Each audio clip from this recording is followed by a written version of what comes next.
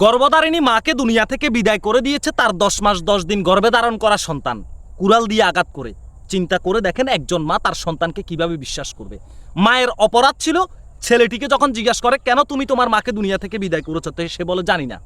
তখন জিজ্ঞাসা করে কি দিয়ে তোমার মাকে দুনিয়া থেকে বিদায় করেছো, প্রথমে বলে চেয়ার দিয়ে আঘাত করেছি, তারপর দাও দিয়ে আঘাত করে দুনিয়া থেকে বিদায় করে দিচ্ছি। কারণ কি, আমার মা আমাকে যেখানে সেখানে যেতে দেয় না। মানে ছেলেটিকে আজে বাজে আড্ডা দিতে যেতে দেয় না তার মা। মা কখনো চায় না তার সন্তান আজে বাজে আড্ডা দেখ। মা কখনো চায় না তার সন্তান পরিবারের অবাধ্য হোক।